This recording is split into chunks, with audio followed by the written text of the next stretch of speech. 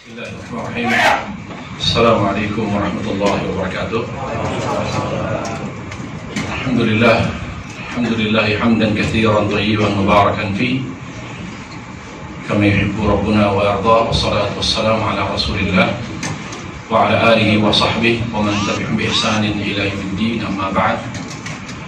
Para jemaah sekalian yang dimuliakan Allah Subhanahu wa taala, marilah kita senantiasa mengingatkan diri kita untuk selalu bersyukur kepada Allah Subhanahu wa taala, karena yang akan mengantarkan kita kepada kebahagiaan dunia dan akhirat adalah dengan bersyukur kepada Allah Subhanahu wa taala. Hidup kita untuk bersyukur dan bersyukur pada Allah Subhanahu wa taala dengan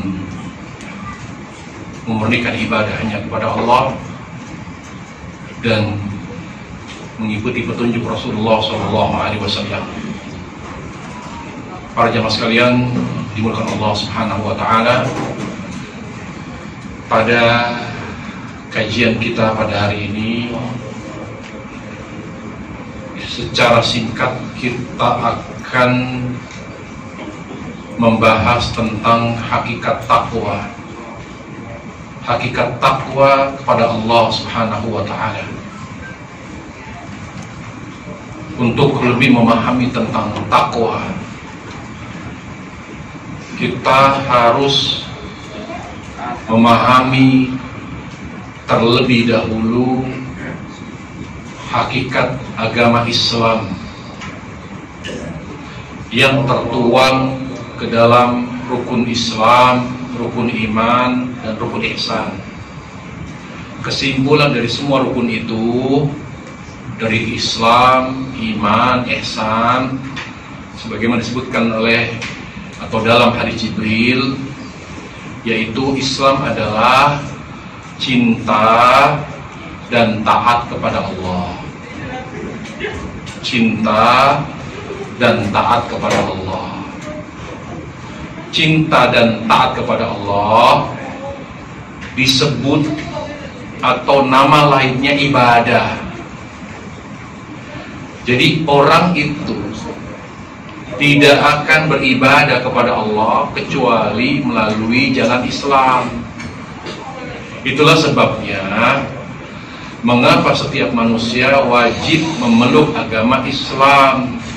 Banyak dalilnya. Firman Allah Tabaraka wa Ta'ala, "Wa may yabtaghi ghairal Islam dinan fala yuqbal min." Barang siapa yang memeluk agama selain Islam, Allah tidak akan menerimanya.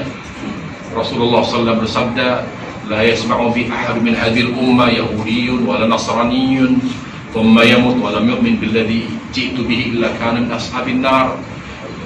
Tidaklah umat manusia ini, apakah dia Yahudi atau Nasrani, kemudian dia sampai mati tidak beriman kepada risalah yang aku sampaikan, yaitu Islam, kecuali dia pasti menjadi penghuni neraka. Itu dalil yang begitu banyak, diantaranya ayat dan hadis itu yang mewajibkan setiap manusia memeluk agama Islam. Kenapa? Karena manusia hanya bisa beribadah kepada Allah, ya, dengan benar, sesuai dengan permintaan Allah melalui ajaran Islam. Tapi kan Islam banyak. Kata Nabi alaihissalam, "Satafriqu ummati ala 73 firqah." Umatku akan terpecah menjadi 73 golongan. Semuanya terancam neraka kecuali satu. Jadi Islam yang membuat kita bisa beribadah dengan benar, Islam yang sesuai dengan tuntunan Nabi dan petunjuknya alaihi salatu wassalam. Ma'ana alaihi wa ashabi. Ma'ana alaihi wa ashabi. Jadi yang sesuai dengan tuntunan Nabi, inilah yang membuat kita beribadah.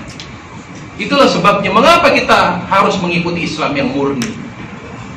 Karena mengganggu ibadah kita, penghambaan kita akan sangat terganggu. Penghambaan kita kepada Allah Jalla Jalaluhu tidak akan bisa menjadi sempurna kalau kita tidak berkomitmen dan tidak konsisten mengikuti ajaran Rasulullah dan sahabatnya. Jadi mengikuti petunjuk Nabi dan sahabat dalam beragama Islam bukan untuk mencari sensasi, bukan untuk mewujudkan kesempurnaan ibadah kepada Allah Tabaraka wa Ta'ala.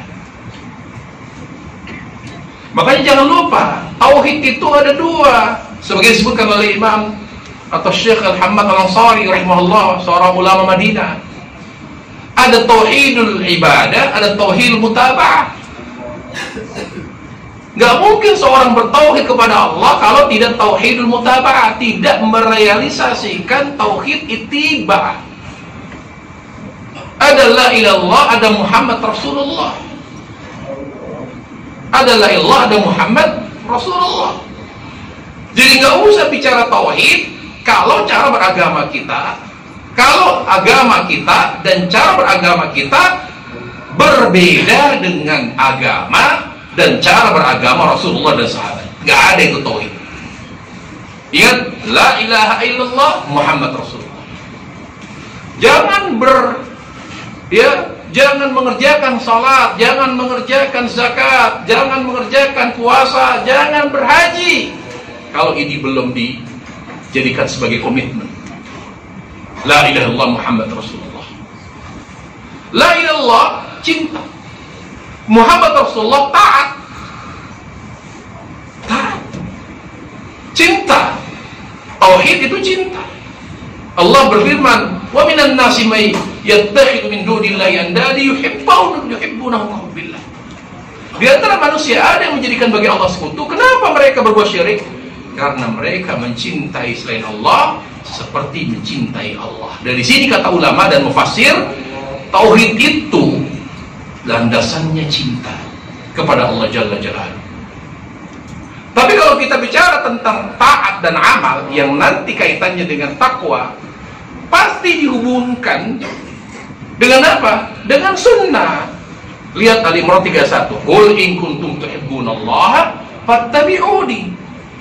Kalau kalian mencintai Allah, ikutilah Nabi. Jadi tidak bisa dipisahkan antara sunnah, petunjuk Nabi dan sahabat dengan ibadah, nggak bisa. Semakin jauh hidup kita dari tuntunan Nabi, contoh beliau dan sahabat, semakin rendah, semakin bermasalah ibadah dan penghambaan kita kepada Allah Jalla wa'ala. Baik, sekarang kita masuk kepada takwa. Pertama, pahami apa itu takwa. Takwa ketika disebutkan dalam Al-Quran dan hadis memiliki 3 makna. Nanti dari situ kita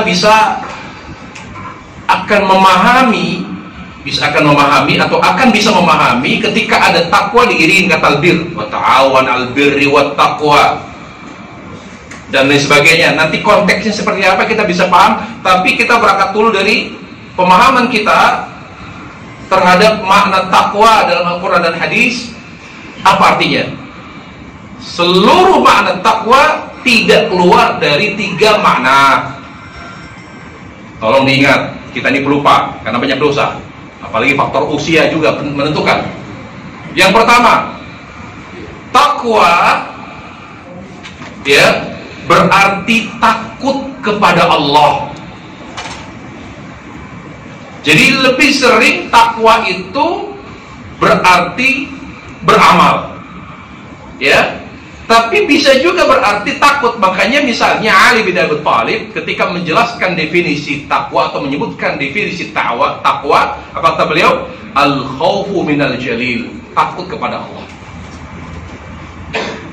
Jadi mana takwa yang pertama adalah takut kepada Allah, dan Allah gunakan kata takwa yang berarti takut. Misalnya Al-Baqarah 41, wa iyaya fattaqun, hanya kepada pula kalian takut. Misalnya Allah berfirman, Allah Subhanahu wa taala menggunakan kata takwa artinya takut.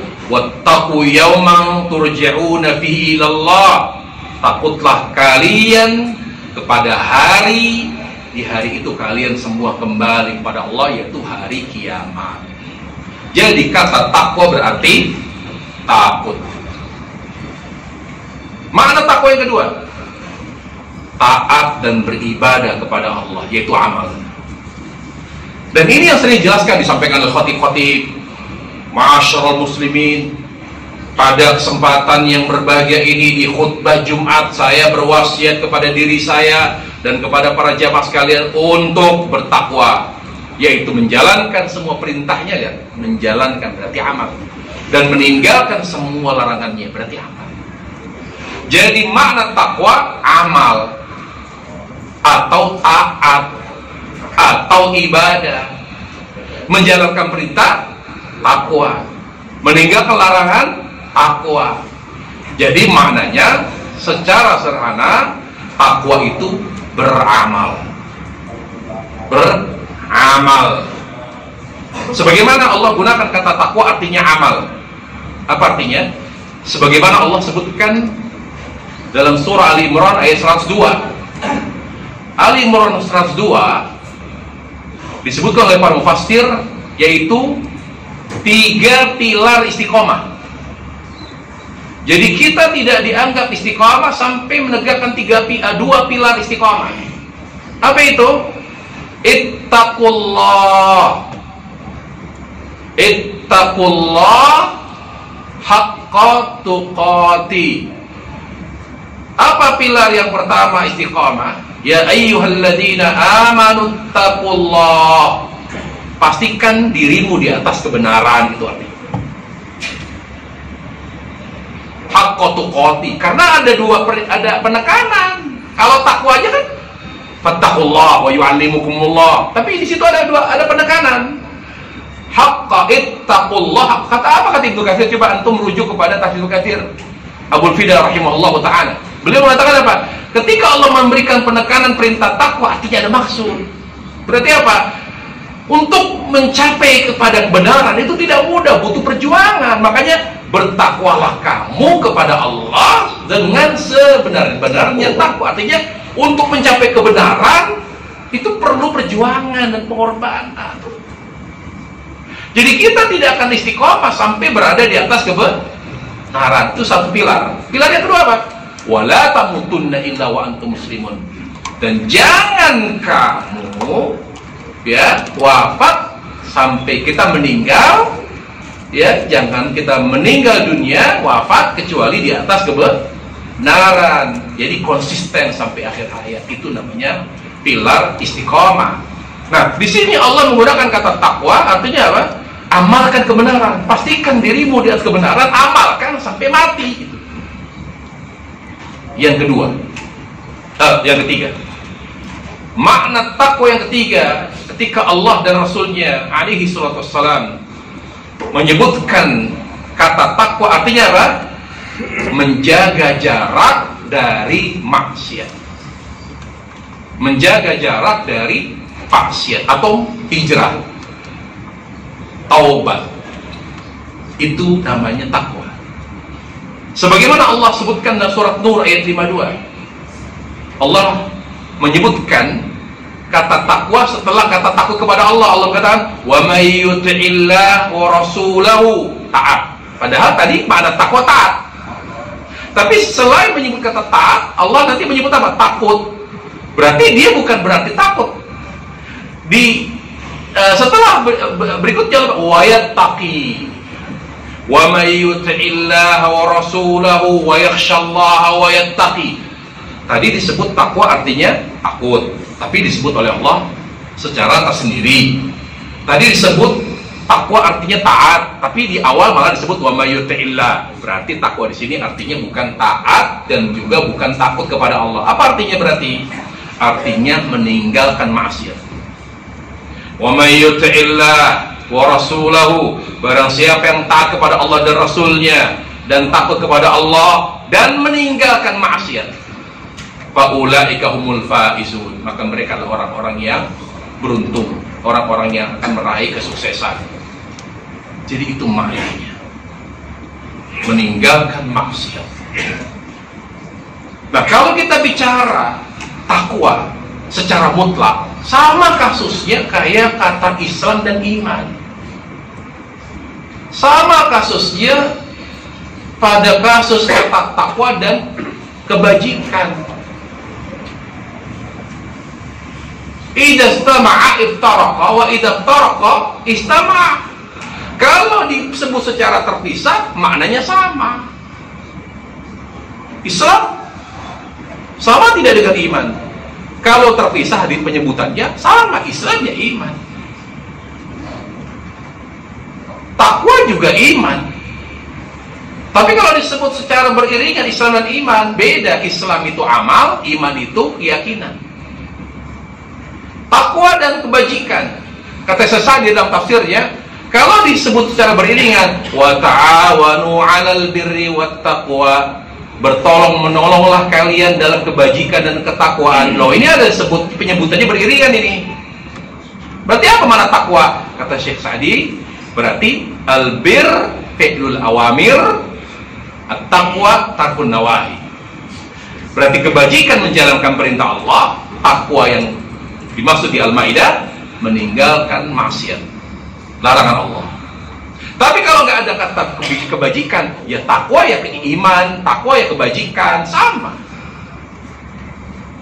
Nah, kalau kita bicara takwa itu artinya meninggalkan maksiat, maka para ulama menyebutkan takwa itu berarti memiliki tingkatan, laha maratib. Ada tingkatan-tingkatan. Tingkatan yang pertama, meninggalkan syirik kepada Allah Jalla Jalaluhu. Jadi kalau ada orang sholat, kalau ada orang mengerjakan ibadah tapi tidak meninggalkan syirik, dia tidak bertakwa. Syarat bertakwa dia harus meninggalkan syirik kepada Allah Tabaraka wa Ta'ala. Dan Allah singgung hal itu dalam surah Al-Maidah 93. Ingat, takwa itu bukan berarti hanya mengerjakan sholat jujur, tidak pencuri, bukan. Takwa itu bertauhid, itu takwa. Yang kedua, tidak mungkin kita bertakwa kepada Allah kalau tidak berpegang teguh dengan sunnah. Karena makna takwa yang kedua adalah sunnah, tarkul bid'ah, meninggalkan segala perkara yang baru dalam agama. Jadi untuk mencapai takwa, pertama tinggalkan syirik, berpegang teguh dengan tauhid, kemudian berikutnya untuk meningkat ketakwaan. Nah, ini kan yang sering diingatkan, tingkatkan ketakwaan kita. Jangan hanya ngomong, tapi apa? Berpegang teguh dengan tuntunan Rasulullah, tinggalkan bidah. Terakhir, bagaimana cara meningkatkan takwa? Tinggalkan semua yang haram. Cukupkan diri dengan yang halal. Itu tingkatan takwa.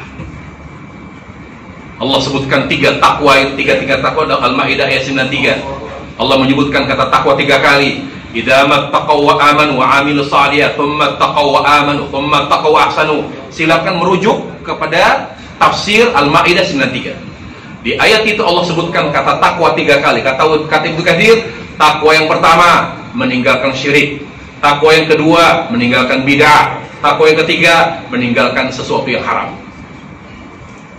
Jadi kalau ada orang, alhamdulillah saya sudah mulai merasa bertakwa kepada Allah, karena saya sudah tidak lagi minum minuman keras, saya sudah lagi narkoba, udah nggak lagi main perempuan, alhamdulillah. Tapi alhamdulillah saya setelah tobat dari maksiat, saya sering wisata religi ke makam-makam aulia. Berarti Anda meninggalkan hal yang bertolak belakang dengan ketakwaan yang rendah kepada yang lebih parah. Takwa itu meninggalkan syirik. Jadi kalau ingin bertakwa, jangan dulu misalnya masih suka judi, aduh lah, ninggalin judinya belakangan tuh. Oh berarti boleh dong Ustaz? Enggak juga. Kalau kita banyak kekurangannya, ya pelan-pelan. Kata Ibnu Qayyim, jiwa ini seperti anak kecil. Kalau dipaksakan dalam waktu yang singkat untuk berubah semua, sulit. Mulai dari yang paling besar, dari kesyirikan yang selama ini menjadi sesuatu yang sudah mendarah daging dalam hidup kita. Tinggalkan syirik. Kalau sudah meninggalkan syirik, baru yang tidak ada contohnya dari segi akidah, ibadah, tinggalkan, kembali kepada tuntunan tadi. Baru setelah itu, mana maksiat yang masih kita lakukan, riba tinggalkan, judi bertahap mulai meninggalkan. Itu cara bertakwa. Jadi ada nih, saya punya teman orang Betawi. Aduh itu lucunya luar biasa. Dia narkobanya kencang banget. Dia terus tobat. Wah itu disegani dia. Orang Betawi disegani di daerah timur itu. Kalau ada apa-apa saya sebut nama dia, langsung semua preman pada segan nama dia. Dia bilang, Ustaz, alhamdulillah ini tobat, kagak ada lagi narkoba. Alhamdulillah. Bini aneh seneng banget, aneh udah gak narkoba katanya. Tapi alhamdulillah sejak itu aneh lebih tenang. Apalagi setelah itu aneh ziarah Ji tiap hari Ji ke Cirebon, ke Demak. Aneh bilang, astagfirullah. Ente bener, alhamdulillah bener Ji, bener ngaco ente. Nggak begitu cara bertakwa, bilang. Kalau ente tinggalin narkoba, ente jangan berbuat syirik. Emang tuh syirik? Itu bener, itu syirik, syirik klasik gitu. Syirik paling lawas sejak zaman Nabi Nuh itu syirik makam keramat. Aneh mas serba salah, narkoba kagak boleh, ziarah makam kagak boleh. Bukan tidak boleh, itu hakikatnya syirik. Syiriknya di mana kita jelasin pelan-pelan. Jadi banyak orang awam nggak ngerti. Memang syirik yang paling utama di dunia, ya makam keramat itu. Oh, kalau memang makam itu boleh dikeramatkan, kalau memang dia wali atau siapapun itu. Kenapa Nabi bilang, la taj'al qabri wathanan yu'bad. Jangan kalian jadikan makamku makam keramat. Itu pesan Nabi alaihi salatu wassalam kepada umatnya. Kenapa Nabi sampai berwasiat begitu? Berarti Islam tidak mengenal makam keramat. Makam itu kuburan. Orang ke kuburan manapun termasuk kubur Nabi, tujuannya satu, mengingatkan kita kematian, bukan untuk yang lain. Kita ziarah ke makam Rasul, kita hanya bersalawat, Assalamualaikum ya Rasulullah, Allahumma sholli ala Muhammad wa ala Muhammad. Bergeser ke kanan ke Abu Bakar, Assalamualaikum Abu Bakar As-Siddiq. Bergeser ke kanan sedikit, bersalam, ucapan salam kepada Omar, karena dia makamnya Omar. Untuk apa kita ziarah kubur Rasul dan dua sahabat? Untuk mengingatkan mati, nggak ada lain. Kalau itu makam terbaik di dunia, kita datang ziarah untuk mengingat mati, apalagi makam selain mereka. Itu ngapain? Minta apa? Lalu mereka aja gak dengar kok. Doakan mereka, karena tidak ada yang maksum. Seluruh sahabat Rasulullah saja, walaupun Anas bin Malik, Imam Malik lebih punya pendapat sendiri. Imam Malik mengatakan seluruh sahabat terjamin surga.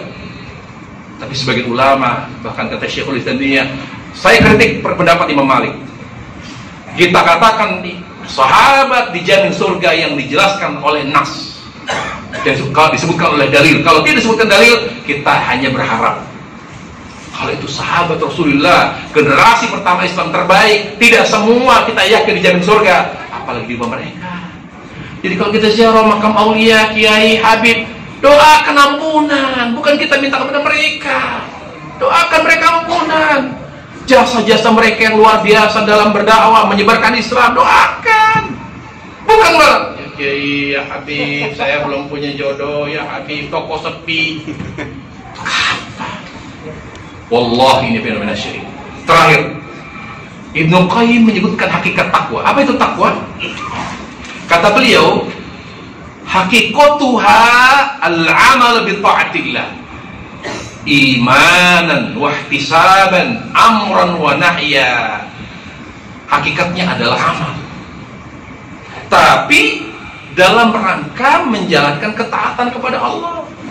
Jadi kita jangan hanya beramal dalam rangka mengikuti Nabi. Makanya kata Syekh Utsaimin, kalau orang bertakwa, ketika dia berwudu ini, dia tidak hanya berwudu berkumur, membasuh tangan berkumur, kemudian beristinsyak, kemudian membasuh wajah. Tidak, dia sedang membayangkan bahwa dia sedang mengikuti Rasul. Bagaimana wudunya Nabi, kumurnya beliau, istinsyaknya beliau. Beliau sedang membayangkan, karena dia sedang menjalankan ketaatan kepada Allah Jalla wa'ala. Bayangkan di kota iman. Makanya seorang cucu Nabi alaihissalam, saya lupa apakah Hasan Husain, setiap wudhu itu gemetar dia.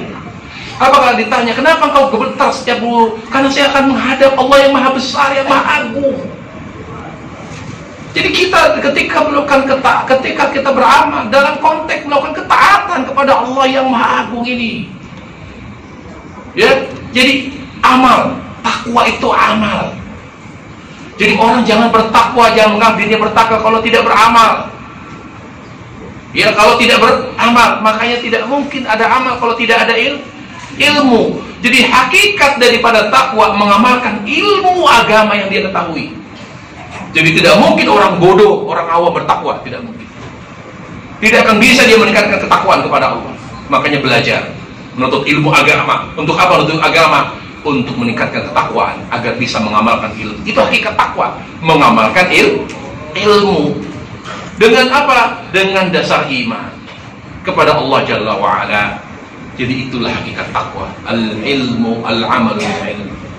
Mengamalkan ilmu agama yang kita ketahui dengan dasar iman kepada Allah subhanahu wa ta'ala. Wallahu ta'ala alam. Demikian kajian kita pada siang hari ini. Wallahu ta'ala alam. Wa sallallahu wasallam wa baraka Muhammad wa ala alihi wa sallam walhamdulillah alamin. Ya, silakan. Dari sosmed, Ustaz. Assalamualaikum, Ustaz. Izin bertanya, di saat ini kan mau memasuki nisfu Sya'ban.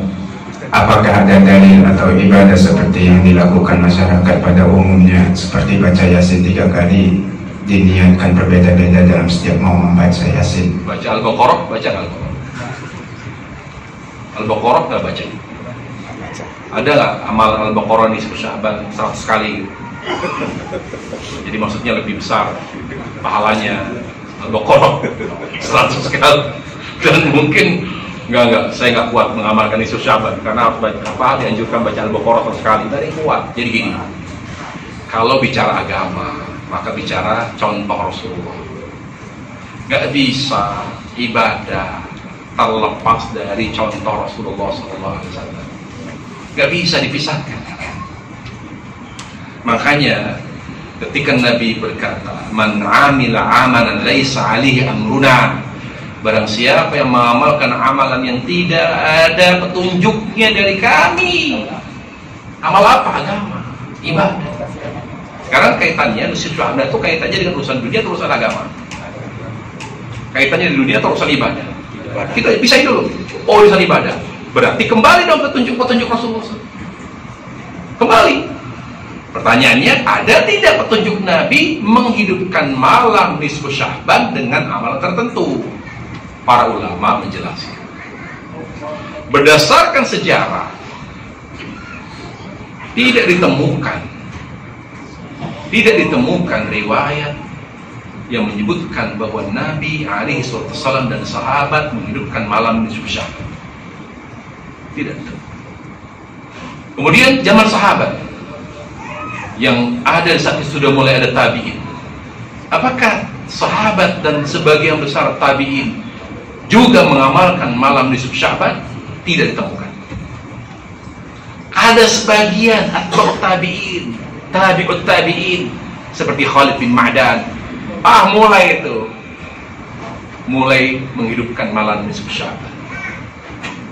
Sebagian 2-3 orang itu mau dikritik, tapi caranya mereka tidak dengan amal yang seperti tadi. Mereka tahajud, doa dengan amal yang ada contohnya. Perhatikan, Khalid bin Ma'dan dan sebagian tabi'ut tabi, mereka menghidupkan malam nisfu Sya'ban. Itu dikritik yang pertama oleh sebagian besar tabi. Kata mereka, jangan. Mereka berpendapat ada hadis yang hasan, makanya mereka. Jadi perbedaannya karena menganggap hadisnya hasan. Walaupun kata Ibnu Hajar, semua keutamaan nisfu Sya'ban dhaif, bahkan palsu. Al-Imam Ibnu Hajar Al-Asqalani rahimahullah ta'ala bahkan beliau mengatakan bahwa seluruh hadis-hadis tentang keutamaan nisfu Sya'ban kalau tidak lemah, palsu. Jadi tidak ada anjuran menghidupkan malam nisfu Sya'ban. Ya, tidak ada anjuran. Untuk lebih jelas, silakan buka buku Lataiful Ma'arif karya Ibnu Rajab Al-Hambali. Beliau menyebutkan amalan-amalan sepanjang tahun. Sepanjang tahun. Dilengkapi dengan kitab tesis magister. Namanya Al-Bidah Al-Hawliyah. Itu namanya kalau salah Tuwaijiri. Itu bagus sekali. Diteliti, ditelusuri, tidak ditemukan. Jadi, kalaupun ia dihidupkan dengan amalan yang sudah ada, tahajud, baca Quran, tidak dengan surat tertentu, doa, tapi itu pun dikritik. Jadi yang sahih tidak menghidupkannya. Kullu khairin ittiba'i man salaf. Semua kebaikan mengikuti Rasul dan sahabat, mereka yang menjadi acuan. Ketika Rasul dan sahabat tidak menghidupkannya, kok kita hidupin gitu. Kenapa kita bersemangat menghidupkan? Karena kita belum maksimal menjalankan sunnah. Pertanyaannya, saya mau nanya, yang mau menghidupkan malam Sya'ban sudah rutin tahajud belum? Sudah rutin tahajud belum? Sudah. Tahajudnya gimana? Tahajudnya Nabi atau bukan tahajudnya Nabi? Wallahi kata Ibnu Qayyim, kalau ada orang sudah menjalankan sunnah semuanya yang berat, yang begitu berat, tidak akan berpaling ke yang di luar sunnah. Dia nggak mikir nisfu Sya'ban, dia nggak mikir awal akhir Sya'ban, dia mikir enggak. Karena apa? Sudah dilahkan oleh amalan yang ada dalam sunnah. Coba kerjakan tahajud Nabi, bukan di semua setiap malam. Bagaimana? Tahajud 1 rakaat 100 ayat. Ayo, jangan bahas nisfu Sya'ban. Silakan kerjakan tahajud sebagaimana disebutkan Abu Hurairah radhiyallahu anhu, Nabi setiap tahajud per rakaatnya 100 ayat. Ayo, silakan. Bahkan suatu malam Nabi pernah baca, dan ini menunjukkan kata ulama bahwa membaca surat tidak apa-apa kalau tidak urut. Beliau membaca rakaat pertama Al-Baqarah, kemudian Ali Imran, kemudian An-Nisa, Ali Imran. Setelah Ali Imran dilanjutkan, dikira kata Ibnu Abbas selesai, dilanjutkan An-Nisa, bukan Ali Imran. Al-Baqarah, Ali Imran, Al-Maidah. Dibaca 3 surat itu 1 rakaat. Kalau sudah kita mengerjakan sholat tahajud seperti itu, kira-kira mikirin nisfu Sya'ban atau tidak? Hah? Contoh kasur anak. Ketika orang bertanya, Ustaz boleh nggak berdoa setelah sholat? Setelah sholat fardu banyak yang berdoa. Kenapa masih banyak yang berdoa setelah sholat fardu? Karena dia tidak berdoa secara maksimal sebelum salam, di akhir tasyahud. Coba kalau dia misalnya sebelum tasyahud, sebelum salam di akhir tasyahud dia doa seperti Nabi. Karena kata Nabi alaihissalam ketika ditanya, ya Rasul ayu doa asma, ya Rasulullah kapan doa itu mustajab? Dubur salatul maktubah, di akhir sholat fardu. Kata ulama maksudnya adalah di akhir tasyahud sebelum salam. Coba doa. Jadi setelah innaka hamidul majid, jangan langsung salam. Allahumma inni a'udzubika min adzabi jahannam wa min adzabil qabr wa min fitnatil mahya wa min syarri fitnatil masih dajjal. Allahumma inni zalamtu nafsi dzulman katsiran fa inna wa la yaghfiru dzunuba illa anta. Allahumma ighfir li ma qaddamtu wa akhartu wa asrartu wa antum antal muqaddim antal muakhir la ilaha. Allahumma inni ala dzikrika wa syukrika. Wallahi ada 2 lembar lebih doa sebelum salam. Bahkan baca aja capek, apalagi menghafal. Kira-kira kalau sudah capek baca doa sebelum salam, setelah dzikir, setelah salam, mau doa lagi atau tidak? Nggak mikir. Makanya kata Ibnu Qayyim, kenapa orang nyari-nyari? Ada nggak sih amalan ini di sini, di waktu ini? Ada. Karena sunnahnya nggak maksimal. Pasti itu. Pasti. Apalagi tadi, baca Yasin ini, baca surat ini. Pertanyaannya, dia hatam tidak Al-Quran? Tiap bulan hatam tidak? Ayo kayak Abdullah bin Amr bin As. Ketika bertanya Rasulullah, saya suka baca Quran. Kata Nabi alaihissalam, kamu hatam setiap 40 hari. Kurang. Kalau kamu kurang hatam Quran 40 hari, sebulan sekali. Kurang. Kalau kamu mau lebih dari itu, setengah bulan sekali. Kurang. Kalau kamu lebih dari itu, seminggu sekali. Kurang. Apa kata Nabi? Baik, silakan lebih cepat dari seminggu, tapi jangan kurang dari 3 hari. Karena siapa yang menghatam Quran lebih 3 hari tidak akan pernah memahami Al-Quran. Ayo, siapa yang menghatam Quran tiap hari? Atau 3 hari sekali, siapa? Nggak ada, ya, makanya cari-cari amalan apa ya, baca surat ini di malam ini, karena amalannya nggak maksimal. Aduh, malu lah, tiap hari maksiat mulu, nanya amal ini amal itu. Tahu diri lah kita. Yang penting konsistennya. Amalkan sunnah tuntunan Nabi alaihissalam dengan benar, secara maksimal, insya Allah. Ingat, pahala itu diberikan oleh Allah bukan karena banyaknya amal, tapi karena keselarasan amalan kita dengan amalan Nabi sallallahu alaihi wasallam. Subhanallah bihamdihi, la ilaha illa anta, astaghfiruka wa atubu ilaik. Assalamualaikum warahmatullahi wabarakatuh.